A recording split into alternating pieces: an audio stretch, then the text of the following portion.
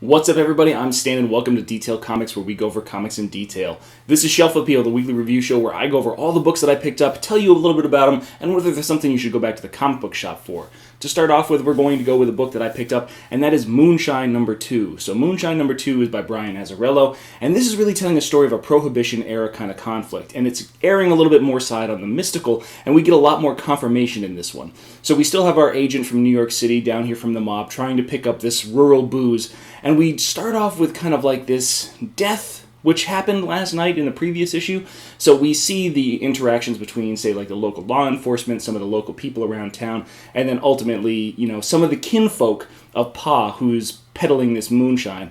And it's definitely interesting, especially when we've got actual confirmation that there's like a man-wolf, a werewolf, that is taking part in these things as towards the end of the book. So I'm really interested to see where this one goes. It's a book that I was kind of on the fence about picking up, but it definitely gave me a lot more reason to go grab it. It might not be for everybody, but it's definitely one to keep your eye on. However, another one of these darker horror-style books that I've been picking up regularly is Carnage No. 14. So Carnage is an ongoing series by Gerry Conway, and this is really his horror take on Carnage, Cletus Cassidy, and the whole surrounding cast for him. So while there's no involvement of any other Spider characters in here, save Eddie Brock's Toxin and J. Jonah Jameson's son, John Jameson, and his character Manwolf, overall, it's been a really great horror romp, and we're really finding the conclusion here for this particular book. I'm really excited to see where this one goes, particularly because Gerry Conway, who most people think of as Spider-Man writer back in the 70s, has been really honing his craft over this time, so it still feels very modern, and it gives you a good impression as to what his capabilities are with something like Amazing Spider-Man Renew Your Vows. Plus, you had the introduction of a brand new symbiote, so there's a first appearance back here, and this whole last thing with the god Chthon, which looks awfully like Cthulhu. I'd assume that they're the same thing. This is going to be a real wild tale over the next 2 issues to finish out the series, so I'm really excited about this one. Definitely a book that I'd recommend picking up if you're into Carnage as a character and maybe a little bit darker sense of Marvel. Another pretty interesting book to pick up is Young Animal's Cave Carson. So Cave Carson has a Cybernetic Eye No. 2 just hit, and this is a book that's kind of co-written with Gerard Way and Rivera, and this is a pretty awesome opener. I'm not gonna lie, it was just like, how the hell did Cave Carson get a cybernetic eye in the beginning? And ultimately, it just forced itself inside of his skull, and it's like ridiculous the way that this kind of gets approached. But we ultimately see that there's a lot of things going on behind the scenes that Cave Carson isn't necessarily privy to, and that's going to be driving the plot forward. I mean, even EBX, his own corporation, was planning on capturing his daughter, so now we have Wild Dog, Cave Carson, his daughter, the original Mole Machine, and they're going to be diving down into the earth to see exactly what's going on with Muldroog. Unfortunately, as we move on, we get to books that are, not necessarily as close to the top of my list anymore, and one of those is Black Panther No. 8. So while Black Panther No. 8 tells a very good story, I'm really glad to see the resurgence of Shuri in this, and her whole story that goes on inside this kind of like after realm is pretty awesome. Like, I'm really glad to see that characterization, especially touching on the things that happened in Secret Wars and Time Runs Out, those things that happened before that caused her to be in this situation.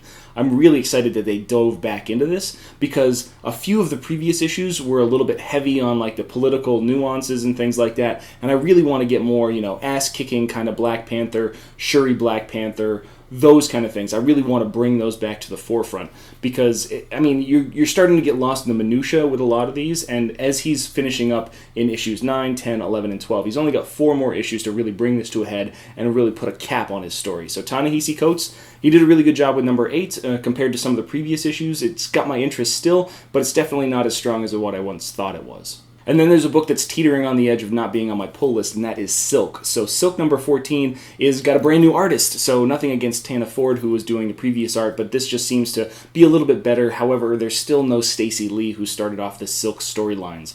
So as we kind of get to this point, we know that Cindy Moon basically has everything that she ever wanted, but it's just not right. It doesn't feel quite right. So her and her ghost ex-boyfriend take off to San Francisco to meet up with J. Jonah Jameson, and we tie into the clone conspiracy.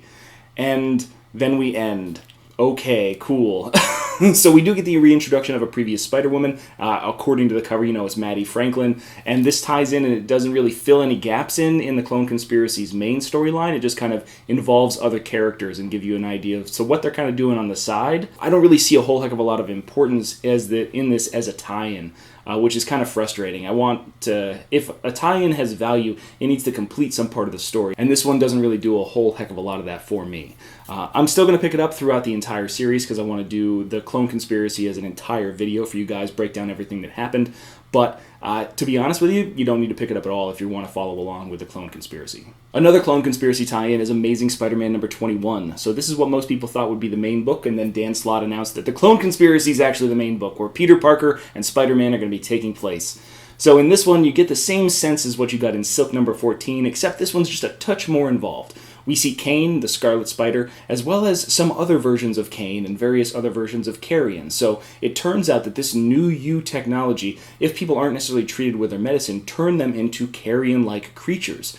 And they slowly but surely take over and destroy various multiverses. So this throws all the way back into Spider-Verse and the Other and all those kind of Dan Slott, J. Michael Straczynski, all those other kind of things that are part of Spider-Man's legacy. So he's really kind of encapsulating all these different events that he's had over this last period of time.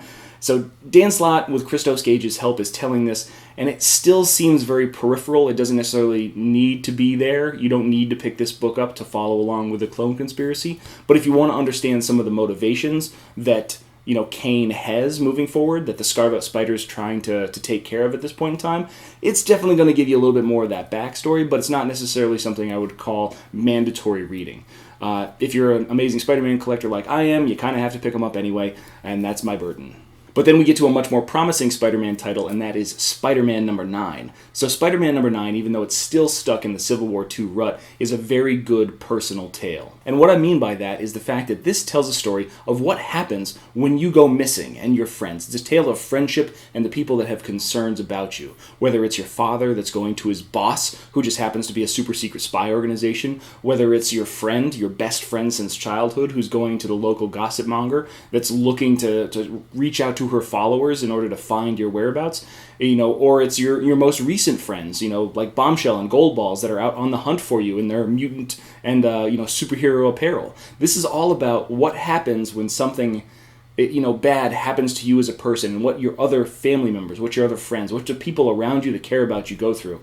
So this is just another example of why Brian Michael Bendis should stick to writing these and not necessarily big overarching event books, because the tales that he tells in these kind of books, between Invincible Iron Man and Spider-Man and the upcoming books, they're just much more compelling because there's a lot more emotion that's driven to them. There's a lot more time to connect, and that's why I really like it. This is definitely a super strong book, even though it's tied into Civil War II, so I can't help but recommend Spider-Man. It's been a strong book all along. But a book that's gotten a little bit weaker recently is Green Arrow. So in Green Arrow number 11, we're still on the Trans-Pacific Express, or whatever the hell they want to call this train.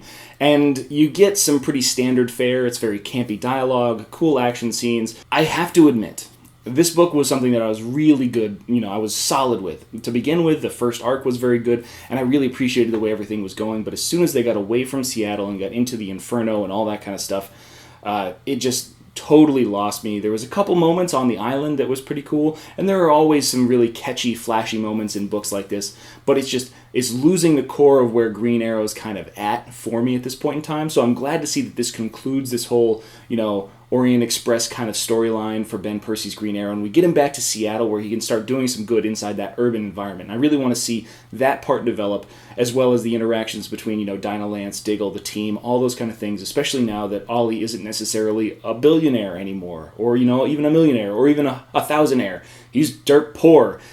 So how is he going to take back his company, clear his name, and make everything right? That's the interesting story, and I can't wait to see that get told. Another interesting story that's getting told is Green Lanterns. So in Green Lanterns number 11, we see Frank with his Phantom Power Ring, and he goes off and he saves the day, man. He becomes the hero that he always wanted to be. It's validation. It's like, anybody that does hard work is going to get what they want. That's exactly what his mentality is. And he saves this kid, and he saves this dog, and the local press is there. He's just like, I'm just doing what any good Green Lantern will do. That's exactly what I'm here for. I'm here to save the day. And then all of a sudden, Simon and Jessica show up, and they're like, you imposter, and all this kind of stuff throws down. And when Jessica just says, the man that, the greatest Green Lantern that I've ever known said that we were worthy to wear those rings and didn't say that to you, that says everything. And he just blows his top, and then we see a few of those other colors of the spectrum come out. So, this Phantom Power Ring is definitely going to be pretty interesting, especially if they're going to put him through every single color of the spectrum and how often those are going to be taking place. I feel like he only might make it through 5 because he doesn't necessarily have enough of the other ones in him. But we'll see where that kind of goes. Definitely a really cool story arc, and it got me back on board with the Green Lanterns, which I was a little bit lackluster on to begin with. So I highly recommend you guys go grab the Phantom Ring as a storyline. You can go back 2 issues and still catch up to where we're at right now. But another pretty cool superhero book is not necessarily about superheroes being superheroes, and that is Black Hammer. So Black Hammer number 5 tells us one of the most heartbreaking origin stories out of these characters so far. I mean, like Golden Girl, Gale, she ages on the outside, but when she reverts back to her superhero self, she becomes like a kid and she's trapped there. I totally get that. Abraham, he's basically seen the world pass him by as far as superherodom goes. The story of Barbalian is really a sad story. But this sucks. So Colonel Weird is this guy. He was an adventurer out into space. He, had this woman back at NASA that he, really cared about, and he ultimately found this cave painting on the wall, and it brought him into the Parazone. And the Parazone seems to be some sort of intertwined axis of time, like a nexus of space that has different doorways and gateways into various other points in the universe and points in time. And he doesn't have control over it. He just goes in and out of it like a ghost. And he saw what happened when he interacted with that love of his life, and that was just devastating to the point where he won't even risk making an attempt like that again. So, this was just super compelling. Jeff Lemire's done a great job, and if you've read Descender, you know what kind of character tales like Jeff Lemire can write, and he is just crushing it on everything that he's putting together. And we're going to get to another one of his books, Thanos number 1, towards the end of this video, and that was just a really good read too. So, Black Hammer number 5, Black Hammer in general, if you have the opportunity to read it, go grab it, go get it. It's fun, it's kind of like dystopian in the aspect of superheroes, but it's definitely a very good read, really awesome story. But let's dive back into Marvel, and we'll talk about Jessica Jones. So Jessica Jones, she's, following this woman's husband, and she's confronted by Luke Cage in the last issue, and that's where we pick up. Like, immediately after that happens, that's where we're at. There's all kinds of other stuff happening in and around this kind of universe, but Jessica Jones is distinctly Jessica Jones, and she's still kind of keeping to herself, really needs the money, so she's following up on this case. That's pretty interesting, but we do see that she's not necessarily the only person that's involved with this. And the Spot makes an appearance, so that's pretty cool. Jessica Jones looks like it's going to be shaping up to be a really good series. It's not necessarily going to be as big and bombastic as like very superhero-oriented tales. It's definitely going to be a lower-key player trying to kind of keep her, keep out of the spotlight in the superhero world while still doing a job in, her average everyday life that just happens to be a superhero that was married to a superhero that had a kid. So, definitely a cool story. Not necessarily the most recommended book, but definitely a fun read if you're into that kind of story. And while Jessica Jones is a great throwback to Alias, Nightwing is a great throwback to a previous universe. So this is a one-shot that's going to be featuring Nightwing and Superman, and it turns out that Dr. Destiny is inside Dick Grayson's mind. And he's in other spaces as well, but he's inside his mind, and he's feeding on his memories of individuals and his fears and all kinds of stuff. And it's a really odd tale, but it really gives you an idea that Dick Grayson is establishing a relationship with this new Superman from pre-Crisis, pre-Flashpoint. And that's important because what it shows is that the consistency of Dick Grayson across all universes, he's always the same person. And that's so, Superman says that himself, that Dick Grayson is kind of like that rock in that part of the multiverse. And that'd be kind of cool to see a few of the Titans really involved in DC Rebirth pretty heavily. That's something that I'd be really interested to see. But overall, as a one-shot, it's a really kind of interesting issue. It's not necessarily the biggest and best of the Nightwing books at this point in time, but it does give them a reason to go back to Bloodhaven, which is really cool too. So if you want to get into Nightwing, there are worse places to start, but I'd say you could probably get into the next issue a little bit easier. Nightwing number 10 is going to be a brand new arc that's going to go over everything for you and get you started in the Bloodhaven episode. But then we're going to talk about the Justice League book that should have been the Justice League book, and that is Trinity. So in Trinity issue number 3, we stop dealing with Clark Kent and we go straight into Bruce Wayne. And man, Bruce Wayne opens up in like the fashion that everyone has ever seen.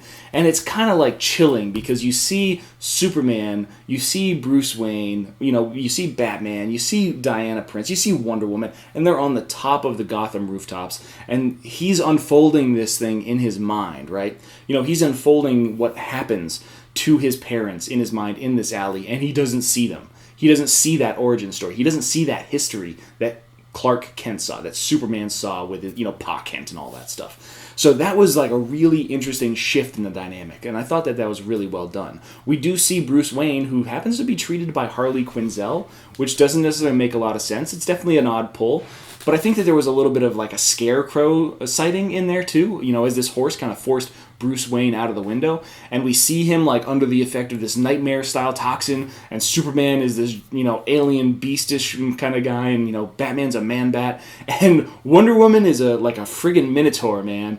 And so like Bruce Wayne is freaking the hell out until they kind of undo the toxin. And this continues my trend of saying that Trinity is the best team-up book in DC regarding these characters. Like, if you want your best Superman book, Batman book, Wonder Woman book, and you want to see them bond, you want to see them build those ties that make them into the Trinity, that make them great friends, this is the book to do it, man. It is the best one that you could possibly find for it. I can't recommend it enough, and Trinity 3 just keeps that trend going. And in keeping with the big three, let's talk about Batman number 11. So Batman number 11 is the continuation of I Am Suicide. So this is part 3 of that whole episode. And we see what happened in the last issue, and basically we see the team starting to infiltrate Santa Prisca. And this, as I was kind of inferring a little bit in the last issue, was really a Catwoman story. It's all about Batman and Catwoman. It's about how he brought her into prison, how he's bringing her out, how he feels like this is going to impact her and her sentence, how she feels about that, what her personal kind of motives are, and how that impacts how she interacts with people. And I mean, there's just a moment in the last few pages where you're just like, no, don't do it, Selena! Just, you're like, oh man, why did she do that? And I'm really hoping that Tom King pulls it out of his hat that, this was some sort of twist. It was all planned all along. But I don't necessarily know if that's going to be the case, man. This is just turning out to be a really great Batman and Catwoman story that just happens to be while they're trying to save Gotham Girl. Because everybody forgets that the whole reason he's in goddamn Santa Prisca is to try and save Gotham Girl, to try and save Claire, who's under the spell of Psycho Pirate and completely going bat crazy back home. So, I mean, this is one of those things where, you've got this big, giant arc that's going that way, and you've got these little arcs, and, this one, we're right about there, and it's so good. I'm really excited about where this is going, especially the relationship between Batman and Catwoman. Definitely a recommended pickup if you aren't reading Batman. I don't know why you're not reading Batman. You should definitely be reading Batman.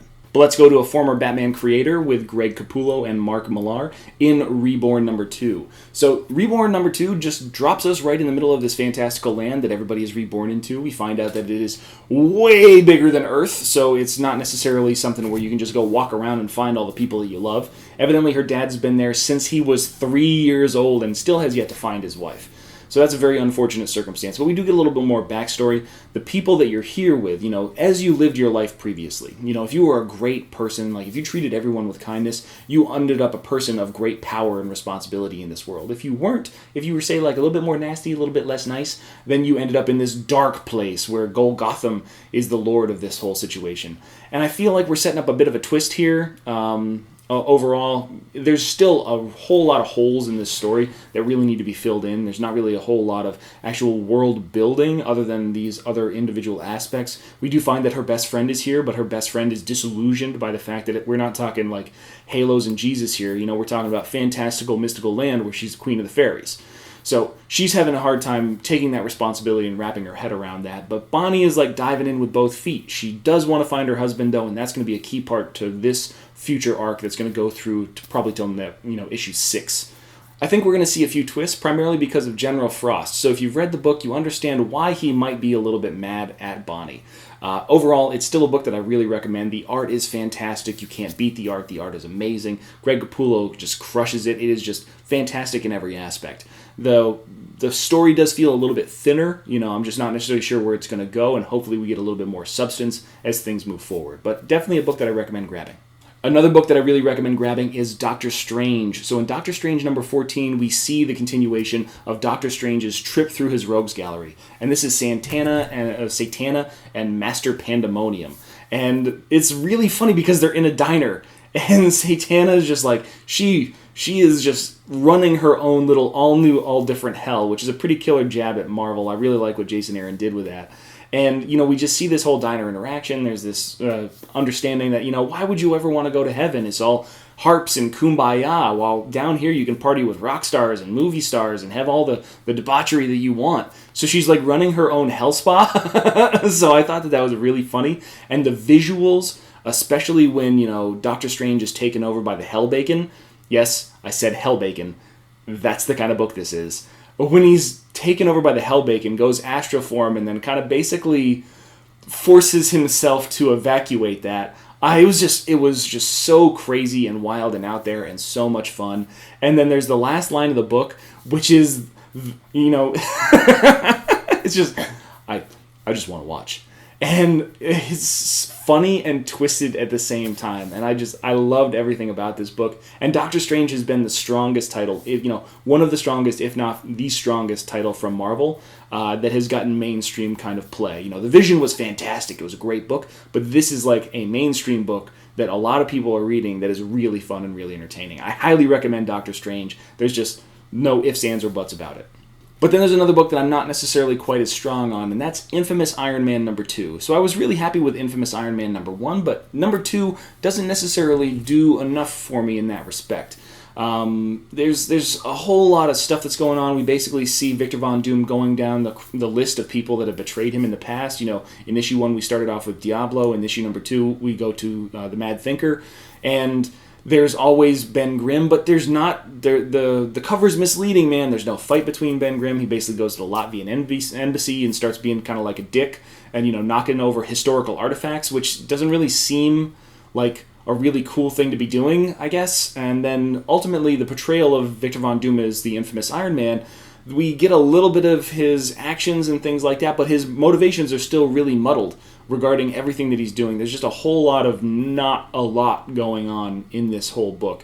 And finally, he's like trying to steal Tony Stark's woman, but then he's like, I'll never see you again after she shot him. It's just weird. It just feels weird. It doesn't necessarily fit with what my expectations were, and that's probably my fault. But because of that, it just feels like it's not necessarily going in the same direction or treading the same kind of forward progress that I would expect out of a book like this. You've got the interaction and the introduction of Doom as a brand new Iron Man moving forward towards something, and he's just kind of like sitting there pedaling and not really doing a whole heck of a lot. So I found it a little bit disappointing, but it's not necessarily something that's going to take me away from the book.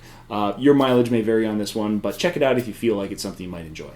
But then we get to one of the fun books, and the fun book is Superman number 11. So Superman number 11 is the continuation of the In the Name of the Father arc. And this is one of the most entertaining books, and that was 2 weeks ago when Superman number 10, where we basically saw the original introduction between Damian Wayne and Jonathan Kent. So Superman, Superboy, Batman, Robin, all those guys got started in there interacting, and we see them in the midst of their Batman boot camp. So they basically like dumped them off in the Himalayas or wherever the hell they were and forced them to try and provide teamwork to solve these problems. And in order to keep the boys on track, they recruited a lot of Damian's team. So, you've got Nobody in there, you've got Goliath, and, Superman gets in on the act, Batman's there, monitoring everything. So it was a really fun interaction, and you just saw how, like, bratty Damian can be and how, like, kind of conflicted these kids are. They're kids, man. They're not necessarily going to like each other right off the bat. Jonathan Kent is clearly one of the more good-natured ones, but that's because Damian has a lot of backstory, a lot of history of not necessarily being that kind of character. So it's going to take the goodness and the forthcoming kind of attitude of Jonathan Kent to really kind of break down Damian a touch and make him a little bit more humanize him a touch more. But you're also going to need that kind of experience and drive and precision that Damian brings to Jonathan, who's not necessarily that kind of person yet. He doesn't have that kind of training. He doesn't have that experience. But as we see on the last page, this has definitely been a 2-issue preview of what to expect in Super Sons. So while the art might not be the same, the writing is going to be from the same writer, because Peter J. Tomasi is doing Superman and he's doing Super Sons. So this is definitely what you're going to be expecting from that book when it comes out in February, I think. And I can't really recommend this enough or Super Sons enough, because it's just going to be super duper fun. It just feels like it's going to be a really fun and entertaining book. And Superman itself goes into a new arc next issue, so if you haven't picked up these two, go grab them. Go grab 10, go grab 11, but don't feel bad if you have to jump onto Superman at issue 12, because you're going to be more than fine. Now that we're done with the recurring titles, we're going to be talking about the new number ones, and one of the only two that I picked up was Aether number 1. So Aether number 1 is about a man of science that's now in a fantastical, magical realm, and he just pulls out his technical gadgets and those kind of things. But what comes down to is that there's a serious situation, there's a crime that needs to be solved, and he is the only person that they really trust to kind of go in on that, because he's had so much success with this in the past. And this is one of those books where it's going to just kind of throw you into this situation. You don't necessarily have a lot of context. You don't have a lot of understanding. And I don't think there was enough kind of like substance and connective tissue to really bring me back for a lot more of this book. It just felt a little bit kind of flat in that respect. Overall, it seems like a really entertaining concept. There were a few jokes that didn't necessarily quite hit for me, both physical kind of comedy jokes and written comedy jokes, but it's just one of those things where it's got a promising element, and for people that are fans of it, people that like it, I'm sure that it's going to develop into something that's really good, as long as Matt Kint can kind of keep on with that. But for me, I was just expecting something a little bit more substantial out of a first issue, because that's your hook, man. That's where you got to get people. You got to get people with a first issue. So this one just didn't quite grab me in that respect. But I know that a couple of you out there are going to be picking it up, so I can't wait to hear what you guys think about it too in the comments, so let me know. But then we have the ultimate number 1, and that is Thanos number 1. So Thanos number 1 is taking off where the Ultimates in Civil War left off, because Civil War 2 was really catalyzed by this celestial attack, as well as the arrival of Thanos and the destruction and death of James Rhodes. Whereas the Ultimates really, they are responsible for why Thanos is even back in the Marvel 616 universe. They basically ventured out as far as they could go beyond the negative zone, beyond, out into the space beyond eternity. And that's where they found Thanos. And Thanos made his way back into the Marvel Universe through that rift. And now, Thanos, he's escaped from prison using the help of Connor Sims as part of the Ultimate storyline. And he's back to reclaim his throne that was taken over by Corvus Glaive, the Master of the Black Order. So we're seeing a lot of the results of pre-Secret Wars and then a little bit of post-Secret Wars, and there's a lot of stuff that's going on that's really involved in those kind of things, because you're not necessarily sure who remembers what and remembers when and where it happened and all that kind of stuff. But Thanos knows everything, and he is back, baby. He comes up and he just smashes Corvus into nothingness, and then ultimately lets him do the honorable thing and take his own life. But we do see the collection of new people to kind of combat Thanos, and it's not who you'd necessarily expect.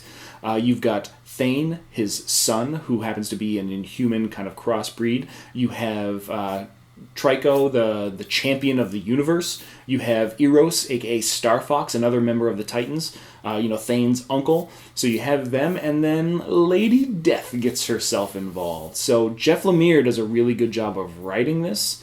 Mike Deodato's art is very good, and it's interesting to see what that last page twist is really going to reveal about this storyline moving forward, because that puts a whole different aspect on things. It's like, how did this person end up in that situation? What is the main cause of that? So I'm really interested to see where that goes. Definitely a really good book, and probably one of the better number ones that we've had coming out of Marvel now, 2.0. I'm really excited to see where it goes and where Jeff Lemire is going to take it. So those are all the books that I picked up this week, but I want to know what you guys grabbed too, especially if you grabbed something different than me. So hit me up in the comments down below and let me know what you thought about these books and the ones that you grabbed. As always, if you like what you see, hit the like button. Don't forget to subscribe right there to get more news, reviews, and commentary on comic books, comic book movies, comic book TV shows and games, and anything and everything inside the world of comics.